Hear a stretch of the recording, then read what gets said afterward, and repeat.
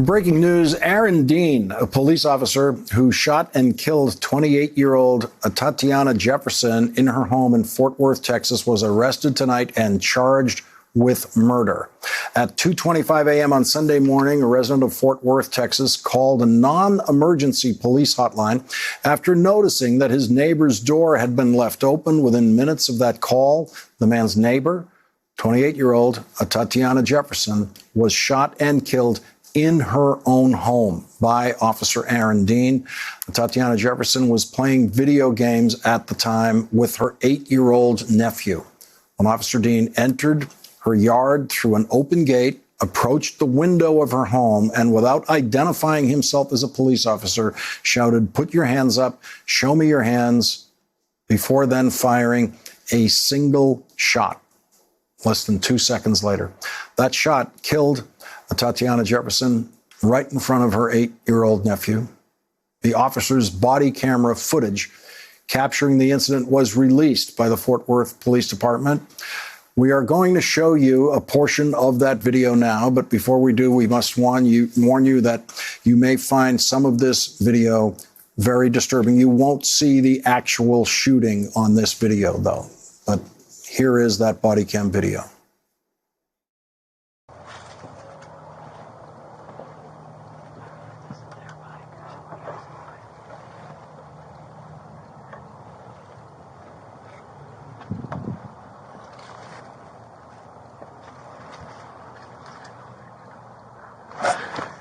Put your hands up. Show me your hands.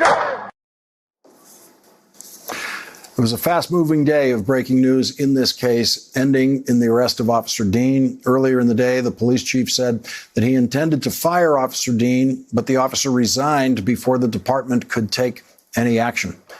It is an American way of death, an unarmed black person committing no crime, shot and killed by police. But we have never before seen a case where the unarmed black person is a woman playing video games with her 8-year-old nephew in her own home. Mark Claxton has seen a lot, but he's never seen a case exactly like this one. Mark Claxton is a former New York City police detective. He is now the director of the Black Law Enforcement Alliance. Mark Claxton will join us after this break. Darius Carr serves in the military stationed in San Diego. He rushed to Fort Worth as soon as he heard that a Fort Worth police officer had shot and killed his sister in her own home while she was playing video games with her 8-year-old nephew. Here's Darius Carr today before that officer was arrested and charged with murder. My name is Darius Carr. I am currently stationed in San Diego. I served my country for the last 12 years.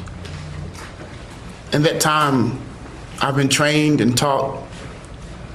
There are pre-planned responses to everything you do. Everything you're trained about, there's a way to do things. When you don't do it the way you've been trained, or the way you've been taught, you have to answer for that. This man murdered someone. He should be arrested. Joining us now is Mark Claxton, a retired NYPD police detective and the director of the Black Law Enforcement Alliance. Mark, I can't say it's always something like this that brings you back to the show to discuss this with your expertise. But what Darius Carr just said seems to be the important note of the day. This was a rookie cop, apparently less than 2 years experience on the force. And you can see in that video, he's not following what he was trained to do in a situation like that. Yeah.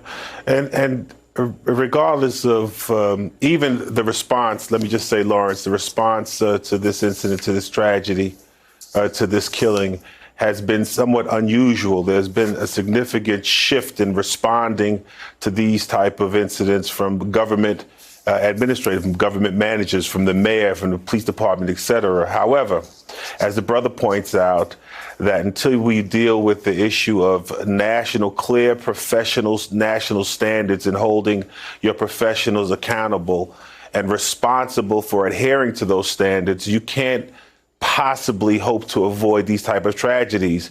You must also begin to deal realistically and honestly with the relationship between law enforcement and race.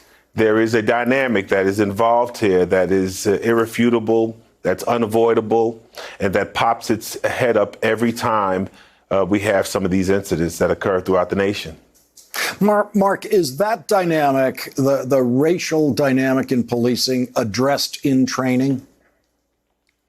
There is minimal address of the racial dynamic in training. More recently, agencies have gone to dealing with or attempting to deal with what they call implicit bias training. However, baked into law enforcement strategies across this nation are race-based, race-driven initiatives that prove to increase the interactions between the Black and brown communities and police agencies. It's baked into the enforcement strategies in many agencies across this nation. You look, for example, in the dynamic that existed in New York City with stop and frisk, and exists in many other large cities with stop and frisk policies that they have. Many of these enforcement strategies are race-based. When you add into it, implicit or explicit bias into race-based enforcement, it is a recipe for disaster and tragedy. And time again, I've come here and we have had discussions about these type of incidents. They are absolutely avoidable, and it's necessary for us to address the role that race plays in law enforcement. Mark Claxton gets the last word tonight. Mark, thank you very much for joining us tonight. Really appreciate it. Thanks for checking out our YouTube channel. Subscribe by clicking on the button below for more from The Last Word and the rest of MSNBC.